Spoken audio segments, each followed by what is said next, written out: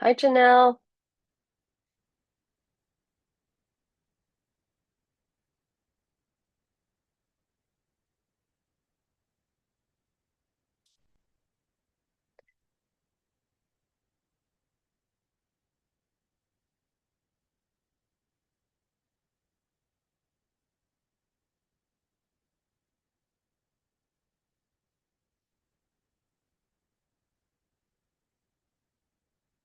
Hi, Christina.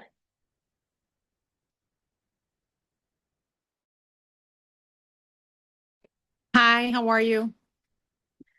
Doing well. Thanks for joining us No problem. Are we the only ones? All three. Okay. for now. I'm gonna go on For mute now. because I'm still working, so I probably won't. I'll probably Oh, just try to be listening, but no problem. No problem. And we're all right. early anyway, so we're going All to give right. everyone a few minutes. So Okay. you're fine. Just so you know. Thank you for letting us know. Don't worry No. about it. All right, thanks.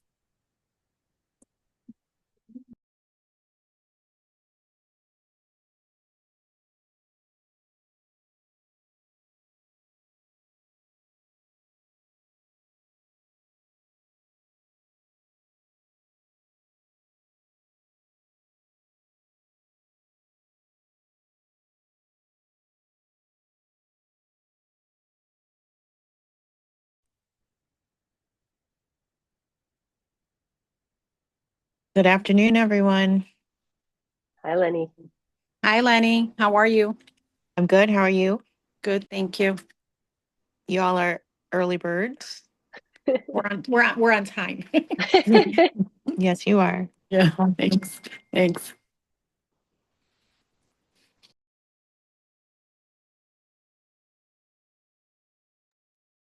Hi, Matt. How are you?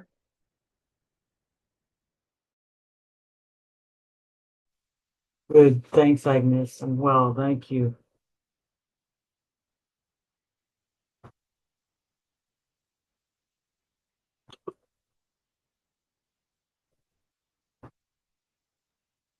I think we'll definitely just give everyone a few minutes. I know we're waiting for Eilish, of course, and Kendra Parson from Landmarks, Illinois.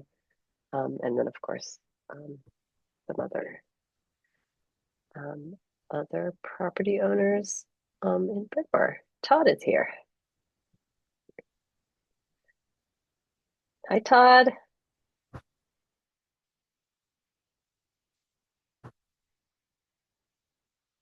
Hello.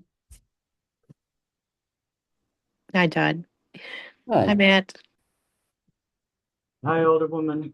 How are you? I'm well. I'm well. I hope everyone is doing okay as also.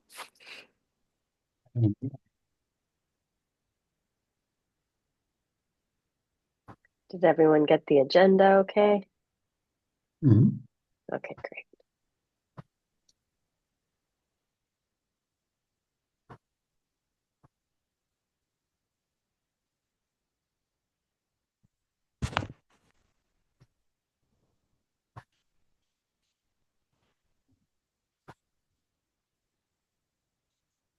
Hi, Leash.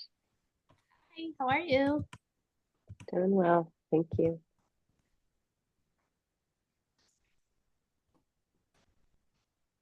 Hi, Alderwoman. Hi, Eilish.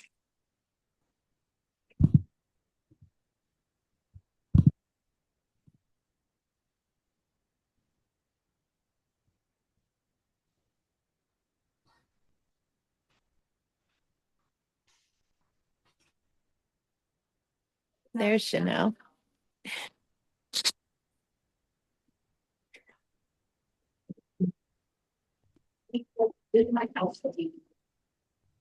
How are you doing, Janelle? Good, good.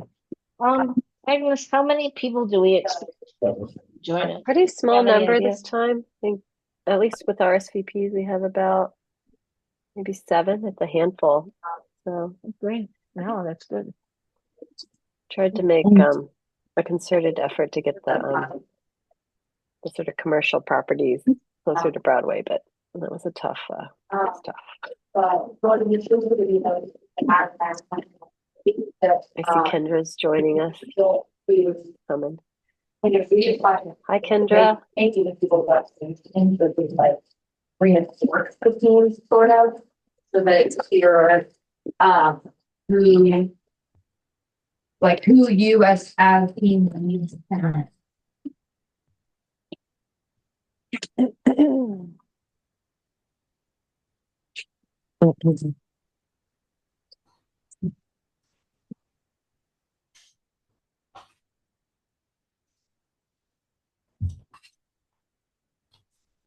Bryn Mawr. This is our brand new CTA station. It's really lovely. Got a lot of modern amenities with beautiful artwork. You might recognize this piece right here. Does anybody recognize it? The Manor House? No. Yeah. Yeah. This part? Yeah. Very cool. And on the other side, there's artwork over there too that reflects the architecture. I'm just entertaining folks while we are waiting. It looks really great. That's a great public investment. Here's where our temporary station used to be. And we're excited to have an alleyway that makes sense, that connects both of the alleys. Didn't make any sense before. Alderwoman, when are they looking to build out some of the spaces underneath the tracks? Is that a 2026 project? Yep. Yeah, it should be done hopefully next year. But they want to time it so that it opens up closer to those warmer months. Makes sense because there's supposed to be a farmer's market there, right? Maybe I Yeah, got that I mean, wrong. I don't know. yeah, we'd love to program it to figure out where we could do that. That would make sense. Me and Agnes have been walking with CTA up and down, just imagining what it could be. So we're very excited about that. Good. It's There's Hamburger Mary's, a lot of people in there. Very excited. Across the has been doing street. very well. Yeah. Transistors open up across the street too, which is very cool. Lenny, have you heard anything from the fried egg place? Oh, fried egg. No, but I did see that they were hiring. They're hiring, right, Agnes? What Yeah. else is going on? Correct. They're We hiring. stuck our head in, and Yeah. they said 3 weeks. That was Oh, the end of last week. They had just unloaded a whole bunch of wall art, I think, some pictures and stuff was what it looked like. But Very good. all right. We got a couple more folks joining. There's Transistor. It's really cute.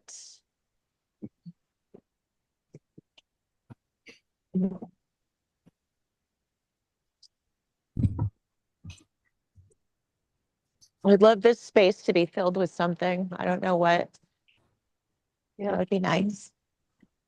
Is that the Chase and the 7-Eleven? Yeah. Yeah. Yeah. It's our newly paved alley. This is very important. Our newly paved alley. It looks lovely with speed bumps.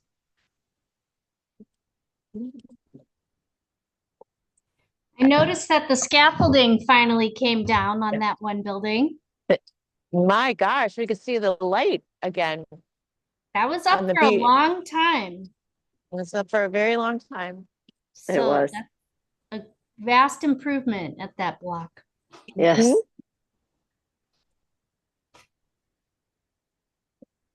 All right. How much more time should we give folks? Another minute or two? I don't see a lot of the folks who RSVP'd. I mean, I see you all who RSVP, but there's a few more. Janelle, I know a few from your building also RSVP'd. Any word? Yeah, I wasn't sure how many, given the vast turnout at the last meeting, I wasn't sure how many we'd have. Yes, they did. They did That's come fine. out in full force at the last meeting. It was good. It was good to have them there. Oh, look, support locals, including Hope John Fish. There's Karen. Karen, is that your shop? Yes, it is. That's so great. Where do you guys source your product from? Where do you get it from? We get it from lots of different places. It comes from all over the place. Uh-huh. So just depending on what's in season and um, what we know that we can get in fresh for a good part of the week. So yeah, it's lots of fun. I'm from New England, so I'm always looking for some good seafood in Oh yes, in yes. the area. I can attest to Karen's fish. It's very delicious. I've already we'll Good, be back for more fillets. They're very, very good. good, good. Well, Agnes, I do have the slide deck, and I just great. amended the agenda to reflect what you had sent us. So Okay. if you want me to share screen, you can just let me know. Sounds when you're great. ready to I would go. love that. Yeah, let me go ahead and I don't need to share my own screen. Hold on a second here. Oh, I think it's already set up where you can share your screen. If let me know if you have any permission issues sharing your screen. Let's see. Host disabled. Participant screen sharing.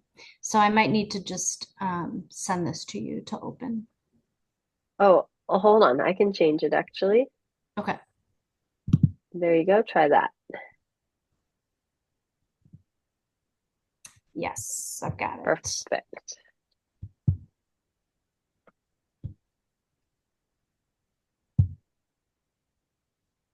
Okay. Can you see the slide? Yes. Okay. All right. Well, a tiny meeting. We can probably get started and see if more folks join us along the way. Welcome. Thank you all for coming to this second virtual meeting for the proposed Bryn Mawr Chicago Landmark District. I think I'm going to pass it over to Alderwoman Manaa-Hoppenworth to speak maybe a little bit to the vision of Bryn Mawr. Thanks, Agnes. I just want to point out that I am standing in front of the pink building, and it looks glorious in the sun right now. It's very glowy. And I appreciate very much that you're here, whether it's your first or second time joining us about landmarking Bryn Mawr. It's something that I think it's been a while coming, and we've been doing it building by building. But now we're looking at all of it in a corridor, which is very exciting, as it is our first commercial corridor in Edgewater. And it's been through ups and downs. It's one piece of what we want to accomplish via the community, which is to create a vibrant neighborhood where you can get what you need and also appreciate the beauty of its architecture. We want it to be safe and walkable. And there's so much to look at on Bryn Mawr. And we love people come here just to walk around the neighborhood. But we also live and work and play here. So it is part of a comprehensive strategy to revitalize Bryn Mawr. and to bring more businesses, more people, and create the, you know, the idea that Bryn Mawr is a place not just to drive through. There are a lot of cars that come through here, but also to walk and to shop and to live and to play. So with that, I'm going to pass it to Alish, and thank you, Matt, both of you for coming again today, and also to Landmarks Illinois for joining us as well. We really appreciate that you're here, Kendra. And with that, I'll pass it to Alish. Thanks. I think we were gonna have Landmarks Illinois just kind of speak in the beginning and give a little bit, you know, Landmarks Illinois is a statewide nonprofit advocacy group, and they're very much aware of the area and the history. So I could just let Kendra pick it up and say a few words. Can you all hear me? I've been having some audio issues recently. Okay, excellent. Off to a good start. Thank you so much, Alicia, and thank you so much to the Alderwoman and to the 48th Ward for advancing this idea of a locally landmarked Bryn Mawr Historic District. My name is Kendra Parzan. I am at the Chicago Area Advocacy Manager for Landmarks Illinois. As Alicia said, we are a statewide private nonprofit organization. And our mission is all things historic preservation and building reuse.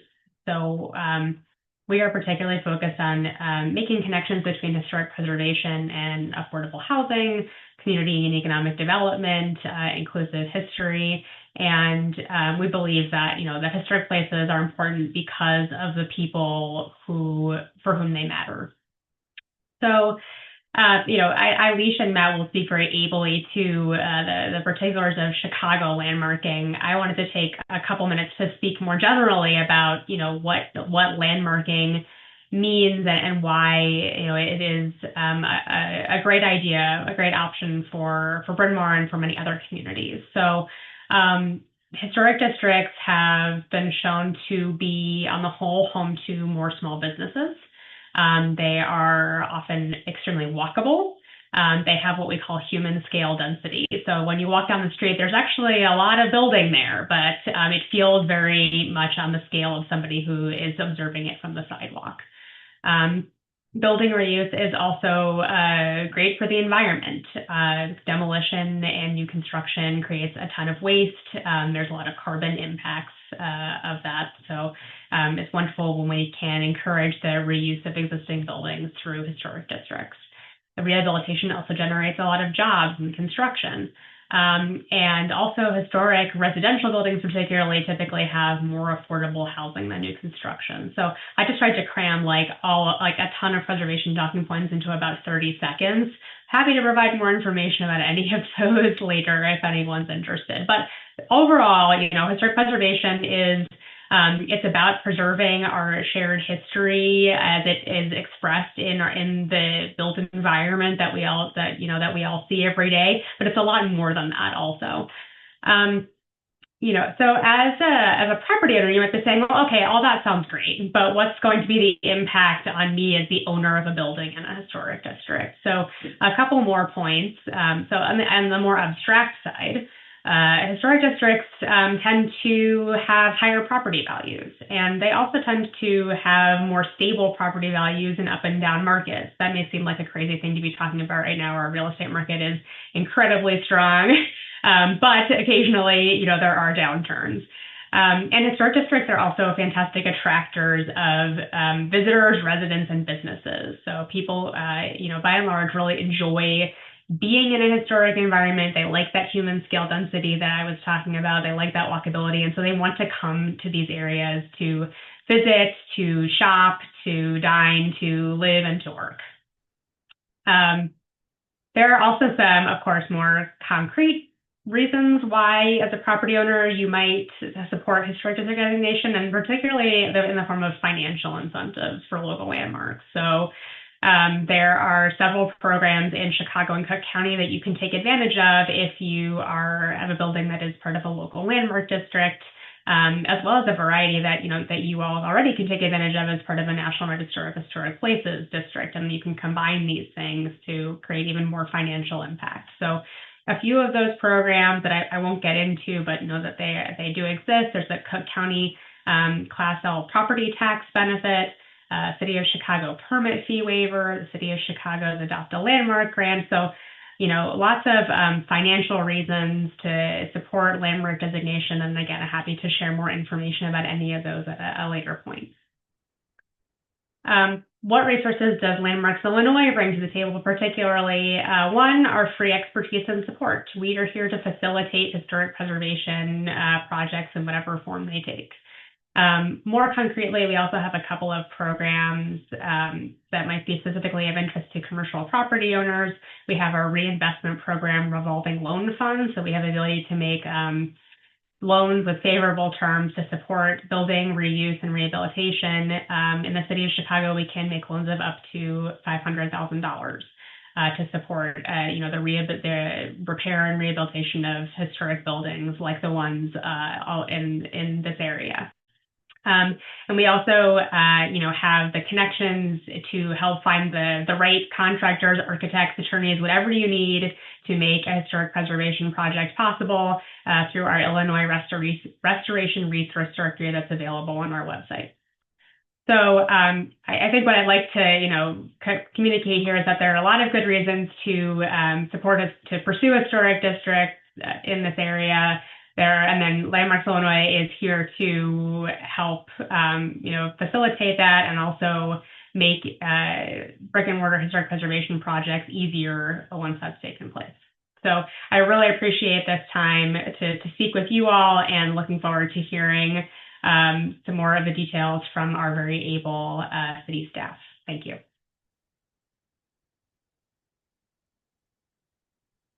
Janelle, is that you raising your hand? That's me raising my hand. Go ahead, I just Janelle. wanted to add one more thing.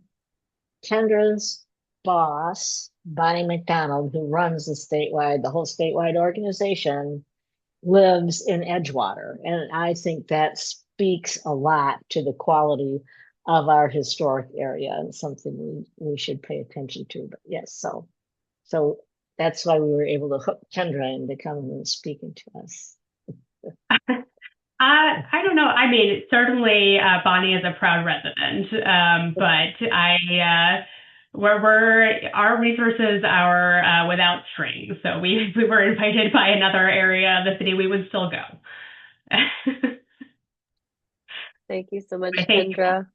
Appreciate that you're here and representing Landmarks Illinois, and appreciate being able to understand better Landmarks Illinois' role in historic preservation and preserving our historic buildings. I think we're going to pass on to Eilish Tuffy and Matt Crawford, who are from the Chicago Department of Planning and Development, from the Historic Preservation Division, and they will present some information about landmarking, get into some of the details about that process, and then we'll have a Q&A. Great. Thanks, Agnes. We can introduce ourselves. I'm Eilish Tuffy. I'm a coordinating planner. I've been working with the city's Historic Preservation Division for a little over 6 years. And my background is in historic preservation, architectural history, as well as just general urban planning. And I'll pass it to Matt. He can introduce himself. Yeah, thanks, Eilish. My name is Matt Crawford. I work with Eilish at the city. We're with the Department of Planning and Development. We also serve as staff to the Landmarks Commission. I've been here about 19 years, and my background is as a historian. Great. So I did want to just check, because I know we have a small group and some of you all have been here before. So if you can just speak up or raise your hand, who is here for the first time? Anyone? Yes, this is Dave Avery. I am here for the first time. Okay, great. And Dave, are you a commercial property owner, a residential resident? Well, I live in the Edgewater Beach Apartments building. Got it. Okay, great. Excellent. All right. Anybody else first timer for this topic? I'm a first timer. Okay, great, Karen. And we know that you own tell me the name of your shop again. Hooked on Fish. Hooked on Fish. Yes, got it.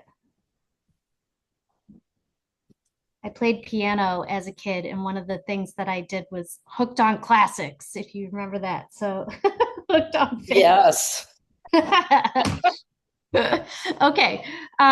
Well, thank you, Karen and Dave, for joining us, and for everybody else for coming around a second time. Sorry, this will be repetitive, but hopefully if you missed anything the first time, it'll just be sort of a refresher. The map that you've been looking at, the black outline is the existing National Register of Historic Places district that is in place already along this particular stretch of the Bryn Mawr commercial corridor. And you probably had time to kind of scan this text here, but in terms of our department's history with it, Matt and I, our predecessors in the city's DPD Historic Preservation Division, did a citywide survey where they drove around the entire city and just did like a windshield survey, looking out the car window and noting buildings that look like they might be something, and then came back to the office, did some further research, figuring out if we knew information about architects and designers, architectural styles. And that came together as a big book, and it's also online, which is the Chicago Historic Resources Survey. And at that time, they just assessed a really quick method of sort of ranking the buildings. So buildings that for the most part are now all designated Chicago landmarks, like the Chicago Theater or the Board of Trade. Those were all marked red. It was a color code. And then it went down from there. So it was red, orange, yellow, green, blue. And typically the reds and the orange rated the top two categories. Those are the ones that we kind of focus on a lot in our work because they were already identified back in the late 80s, early 90s as being, something there that we could potentially pursue. And you can see on this map that the buildings that are orange in color, those are buildings that were identified in that survey. Now, what we've already done is there's these two blue markers on the screen, the Belshore apartment and the Bryn Mawr apartment, the taller buildings on the stretch. The city already pursued local landmark designation for those two individual buildings. So those are currently protected from demolition because they're Chicago landmarks already. And then the rest of the area, it is not our program. It is a state and national program, the National Register, that was identified as historic for the National Register in 1995. So we can talk about the difference between those two, but essentially the only properties that we really mostly have jurisdiction over are if they're locally designated under the local Chicago landmarks ordinance, which is a totally separate thing. That's just us. Okay. And this is just a snapshot of some of the beautiful details of the architecture lining the commercial corridor. And it's already been recognized as historically significant for purposes of the National Register. So we know that there's already something here. And this just demonstrates what is here, and it's pretty spectacular. So these are the oldest buildings. I'm just going to do a really fast chronology. So in the 1890s, that's sort of the oldest chunk of buildings on this stretch that we're looking at. That would be these buildings that have shops on the ground floor, and they're lower in scale, maybe only 1 story above or 2 stories above. And they were traditionally built as shops and flats. So commercial ground floor, residential on the upper floors. And these are some examples of the oldest buildings surviving within the study area that we're looking at. Then the real building boom happened in the 20s, and this aligned, it makes sense because at that time in the city, the zoning code changed and it allowed for taller heights. And that pushed owners of property to build up as tall, as the zoning would allow, which is something that we still hear about and talk about today. The concepts remain. So in the 20s, these larger residential buildings were constructed. And as I mentioned, the two on the left, those are the two that are already designated individually as Chicago landmarks. So they are protected from demolition. And then, of course, we have the Edgewater Beach Apartments on the far right. So then we just have a couple very nice architectural styles. We've got this Tudor revival, so an English influence, the Manor House condo building with the castellated turret on the round corners. It's got the royal looking crest inside the courtyard up at the roof line. And then on the right where Karen's shop is, that's also Tudor revival. And you can see those peaked gables up at the top, and where they have a mix of concrete and then some vertical banding with bricks. If we were in England looking at this type of a building, that would be like a stucco and maybe some thin wood boards. And you see this in Germany as well. But this is sort of the Chicago take on Tudor revival. Then we have this really interesting Venetian Gothic. So in the right side, we've got a couple pictures from Venice, and these are the palazzo style buildings where they have those really narrow pointed openings in the building, either windows or an arcade. And that was picked up, you can see in this middle section of the Bryn Mawr building, where they applied that same design concept to this property. And this building was originally a billiard hall and a bowling alley back in the day. Then we've got some ecclesiasticals. So we've got the church and its support services.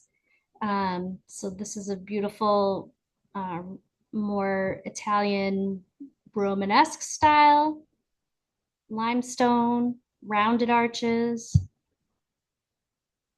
And then just back to the study area that we would contemplate for a potential Chicago landmark district. So we would use the same boundaries because it's already been vetted. And whenever we make a Chicago landmark district, at the end of all the technical process that Matt and I and our staff kind of walk through, we certify it with the state. So at the end of the day, they do chime in to just say, yeah, we agree, and we certify the district that the city has designated. So since they already have these boundaries in place, then we know it's a good area to just stick with to ultimately get certified at the end of the day. Okay, so this is the very boring glaze your eyes over portion, but very important. Why are we allowed to create landmarks? And I have cited in here, and the Alderwoman and Agnes have this deck if you want to refer to it in the future, but this is just the actual municipal code that talks about the powers and authorities of the Commission on Chicago Landmarks. And these documents are what we all use to make decisions by when we are trying to analyze a property for historic eligibility for landmark designation. And then also after we designate a landmark, the guidelines for alterations and new construction in a district or for an individual property. If somebody wants to then do work on their property, we have guidelines in place to talk about how those decisions should be guided and decided upon by staff and the commission. So in the far right column, the Commission on Chicago Landmarks is a group of experts with experience in the field related to history, architecture, real estate, property law. It really is a broad set of skills that we try and bring to the commission. Those folks are actually appointed by the mayor. And for projects that cannot be reviewed at the staff level, which many projects are reviewed at the staff level, but if it's a bigger scale project, or if it's a new construction, or if somebody's trying to propose demolition, then those are the types of projects that get elevated to that body. And they meet typically once a month, and they will make a decision on the project and whether or not it meets the rules and regulations and the guidelines that are the guiding documents for us to make these rulings by. As Matt mentioned, the commission is supported by DPD's Historic Preservation Division staff, which is me and Matt and our colleagues. And we have historians and permit reviewers and architects on staff who facilitate if somebody's having a project. We're here as resources to speak to them ahead of time and try and really like smooth the path and let you know what you could do within the parameters of a district, and also understand what your needs are so that we can try and best meet them and get your project approved. So we do have economic incentives available. They are for this particular stretch, because the buildings are lower in scale and because the projects have to be, a lot of these incentives are geared towards commercial projects. It would really kind of be on a case-by-case basis that we would have to talk to you about what kind of incentives would make sense. But regardless of what type of property you have, over in the middle of this available for Chicago landmarks is the permit fee waiver. So if a local district goes in place, if your building owner or if you are the building owner, are trying to do some work and you need to pull a building permit for it, you're eligible for the permit fee waiver. Some of the other ones are a little bit more complicated, but the ones that are already in place, the property tax freeze is something that's available for residential properties. And because you're already in a National Register district, the contributing buildings that have residential use could potentially avail themselves of this.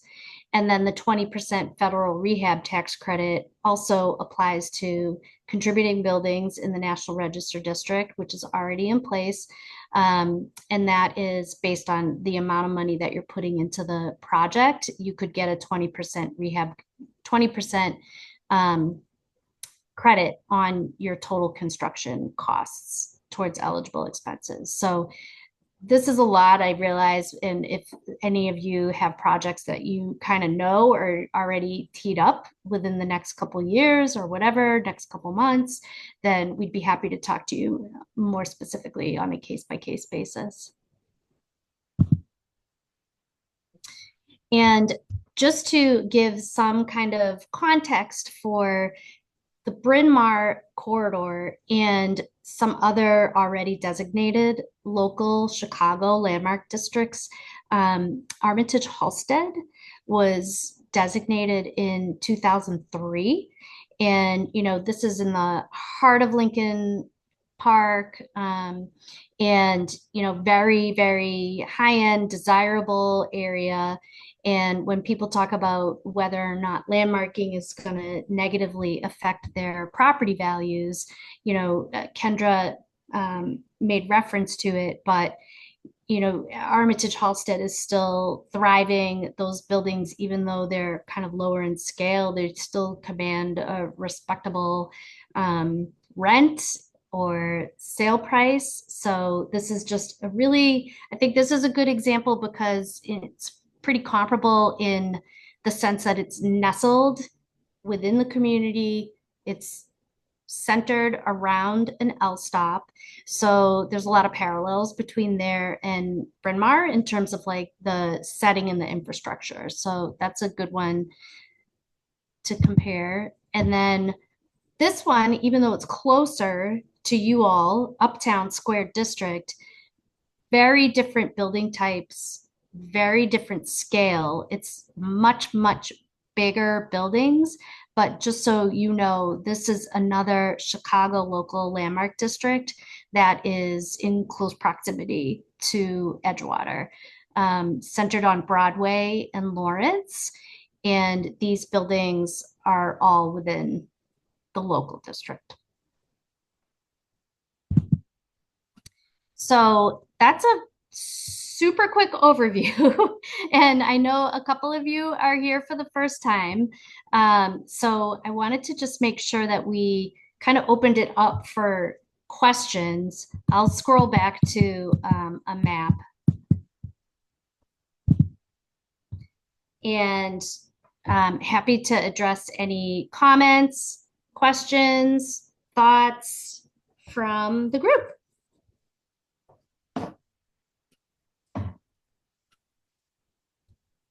Do you just want to make clear the difference between the National Register District and the local landmark district? I know there's some confusion. People we talked to after the last meeting, are saying, well, we're already a historic district. Why do we need to be locally landmarked? Yeah, sure. Matt, do you want to take that one? I don't want to hog the whole time. It's a good question, and it's it's logical that people would get confused because you're saying, well, it's national, it's the federal government, that's the highest, right? And then so the city, well, that's a local government, it's the lowest level of government. So people think, well, if it's already a national federal thing, why should the city come in there and do that, another district? And that's just it's a very confusing to people, and you can see why. But the National Register was established by the federal government in 1966. And at the time in America, what was happening is the federal government was funding major projects like highway projects, urban renewal projects. And the federal government was getting a lot of criticism because it was, destroying a lot of historic buildings. So in 1966, the federal government passed the National Historic Preservation Act, and that was to make sure that the federal government didn't inadvertently, in all these vast projects, destroy historic buildings without some kind of review. So the National Register that was created with that is really meant to protect those resources that are on the National Register from federal projects, federally funded projects that might harm them. And it creates a review process.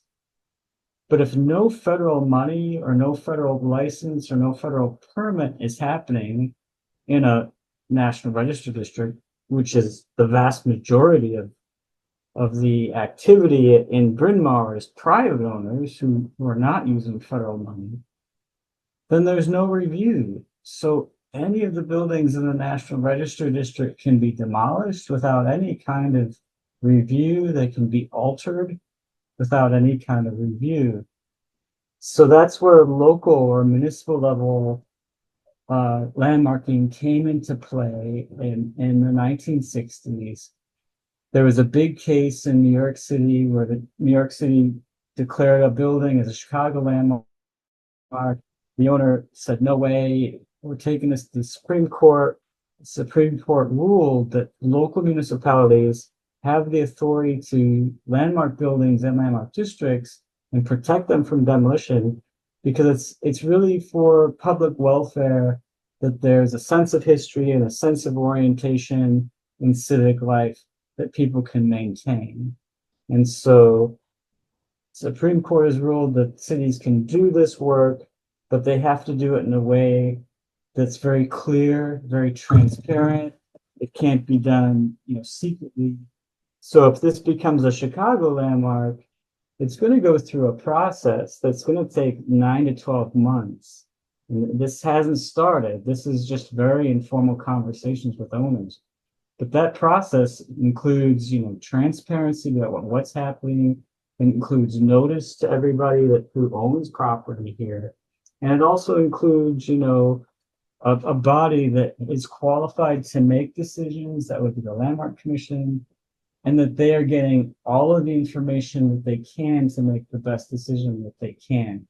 So that means throughout that process, hearing from property owners and hearing from people who are against it, hearing from people who want it, and hearing from experts, hearing from staff, why they think this thing meets criteria or doesn't.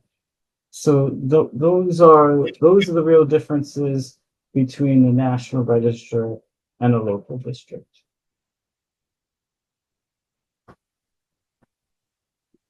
I have a question.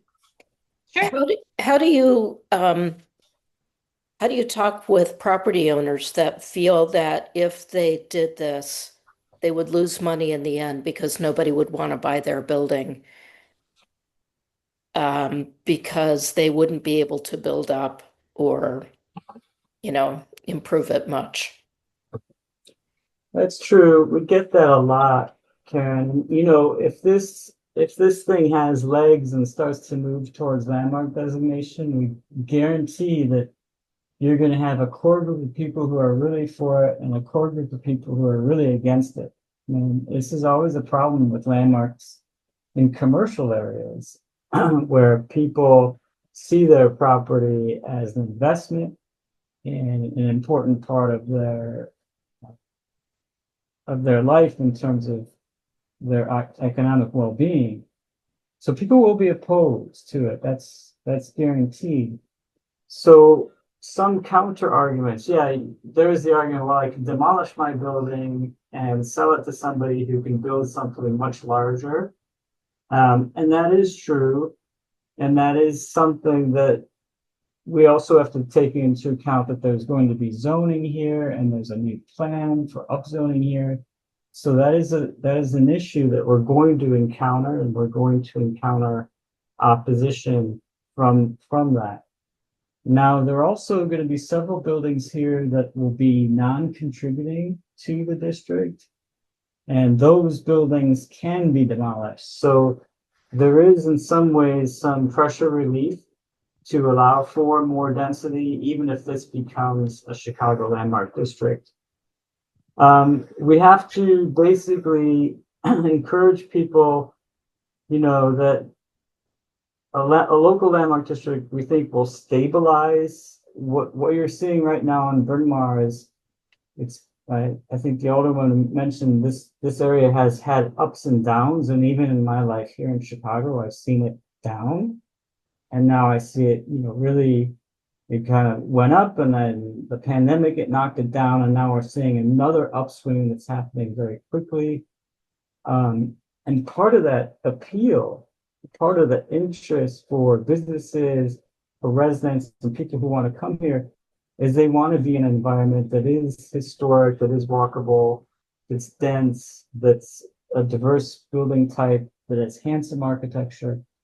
I mean, if you look at Clark Street in Andersonville, it's a very similar built environment. It's very appealing to people to go and visit the stores, the restaurants, to walk it, to discover places that they would have never gone to except for stumbling upon them in a walk to this historic street in Andersonville on Clark. And this is the same thing that you're going to see.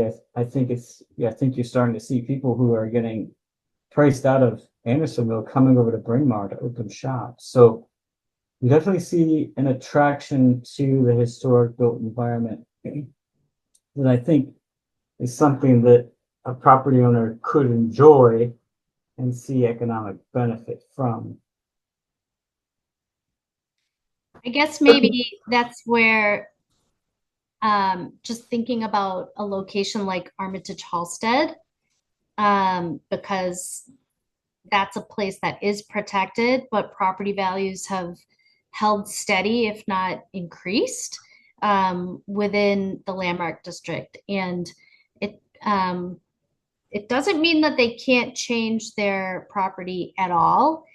Are they going to be able to put, 5 stories on top of it? No. They'll probably really only be able to put like maybe 1 story with a setback, just generally speaking. So their development potential is less for sure. But, we find, and there are articles out there about just property values in landmark districts, just talking about how they hold steady, if not increase, in those protected areas. There's a level of certainty that you kind of know that any change that happens in the area is going to have, the scrutiny for quality of materials that are used, quality of design. So, but it does not come without challenges, the process, for sure. Can I respond as well?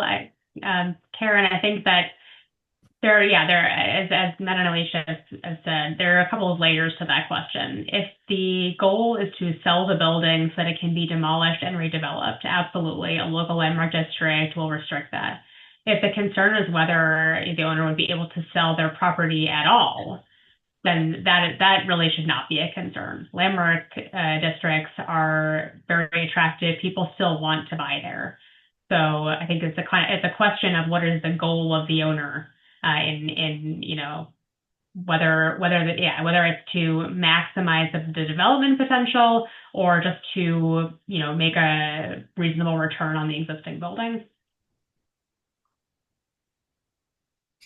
And I don't know the answer to that, but I have a feeling they want money. I mean, that's why they're in this to begin with.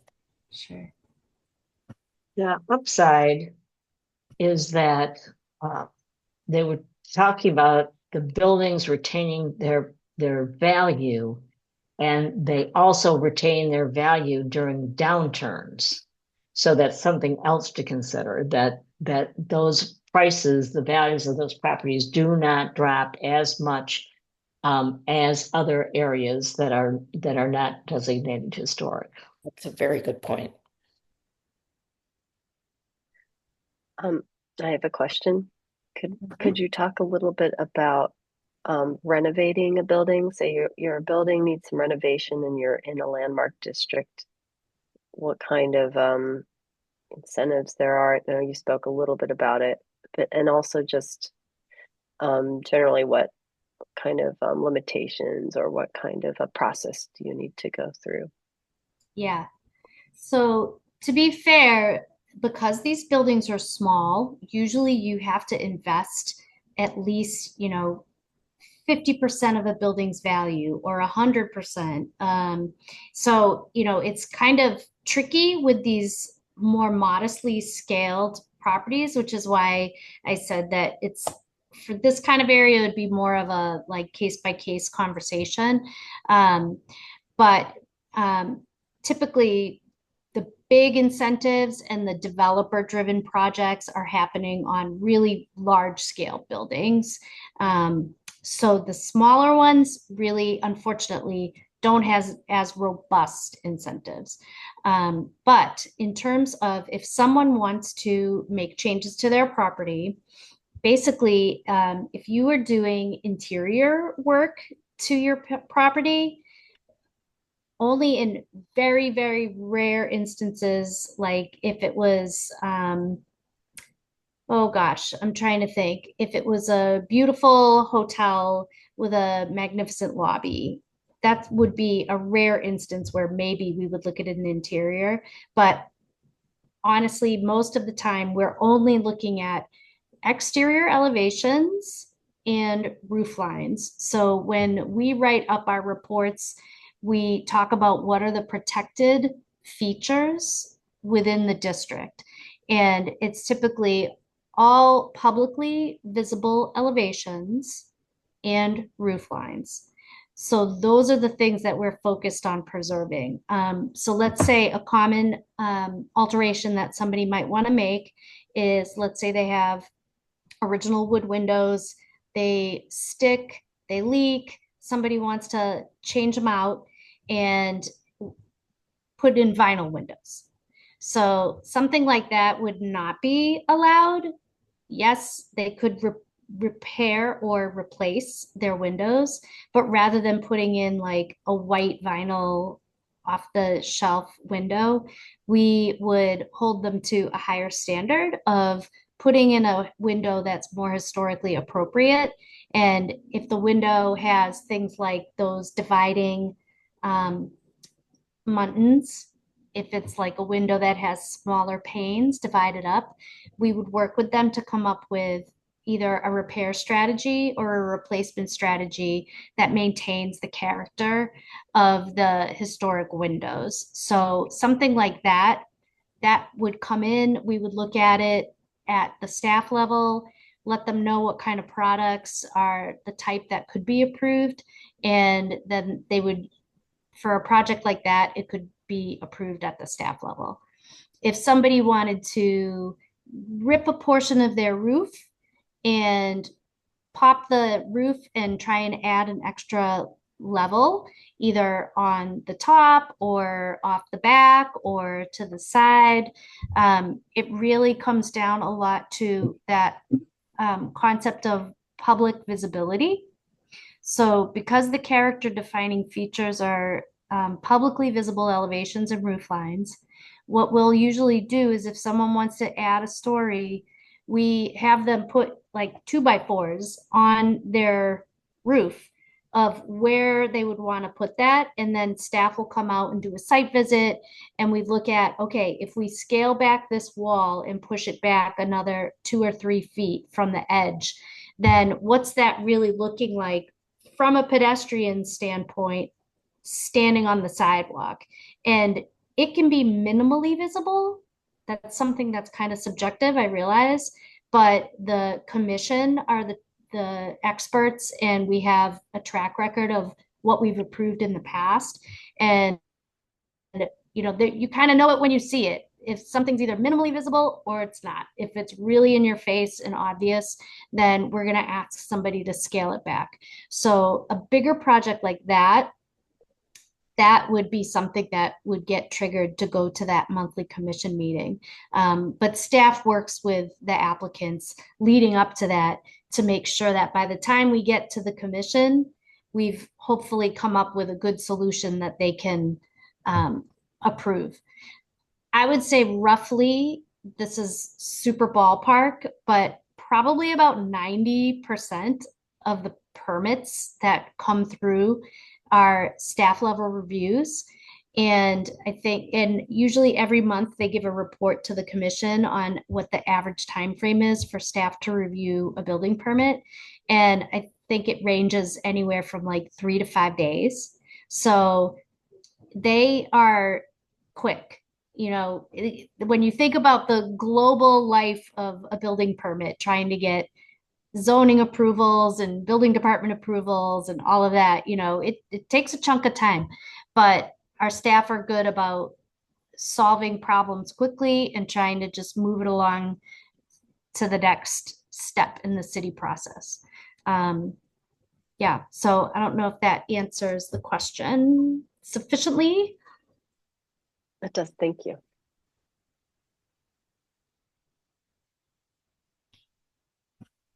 Okay, it's 5 minutes to 7. I want to make sure if anybody else has questions that we don't keep you over.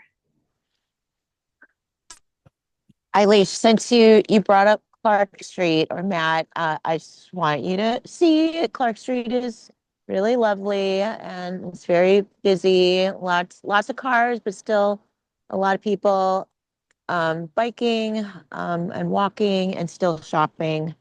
I also have a business on Clark Street, and I can verify that our rents indeed have gone up after, you know, many decades. rents continue to go up. They're never going to go down. So we are actually deciding whether or not we're going to stay on Clark Street or consider other places to continue our business.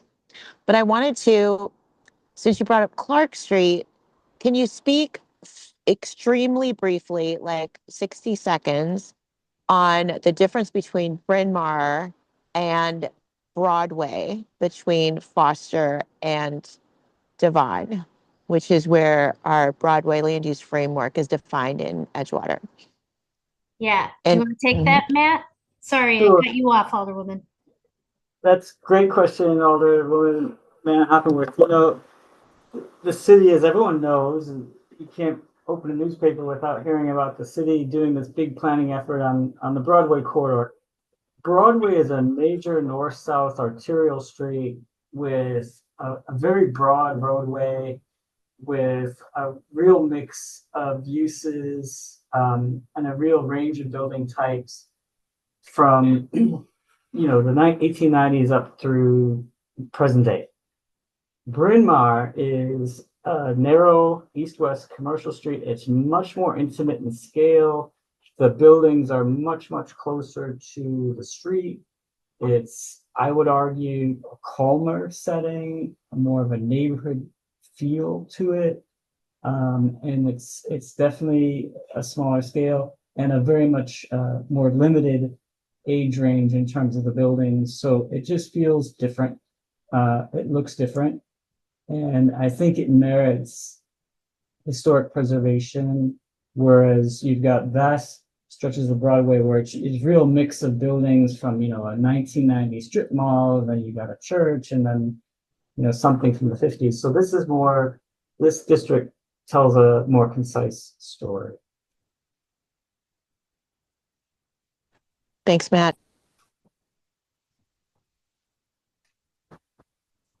So I guess in terms of, where we are and potential next steps, we're sort of in a just public outreach phase right now where this is the second meeting that we were trying to kind of garner some of the building owners. It's hard to get people's attention. So if you can spread the word as a local advocate, that would be great.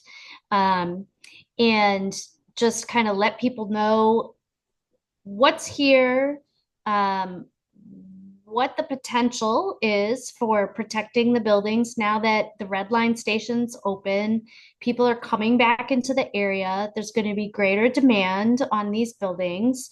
So this is a tool that is available to put some protections in place as change and growth returns to the area. Some of the new construction is more than likely going to be happening along that Broadway corridor. And that kind of makes sense because it's a state road, first of all. So it's much wider. It can handle a lot more density. Whereas Bryn Mawr, this is a pocket, one of a few CTA stops within the ward, but this CTA stop specifically still retains a lot of the historic character. So thinking about what portions we might want to look at for preservation, this is kind of a natural fit. So in the public outreach phase, we are here to answer questions outside of this meeting. And the ward office has our contact information. We're happy to answer questions, and then we'll just see if there is a desire to continue moving forward with the process. If so, like Matt said, any of the meetings that happen, there are public notice requirements and public hearings for districts. So there will be a continuous thread of communication as this moves forward or, decisions are made one way or the other.